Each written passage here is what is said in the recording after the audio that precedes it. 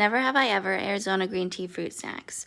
So I saw these and was super excited because they're really, really cute and the packaging looks just like the green tea, and I love Arizona green tea and it's so good, especially on road trips. These do have gelatin in them, so if you are vegan, do not eat these.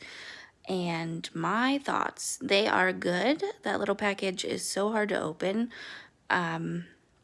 I personally don't think that they really tasted anything like green tea.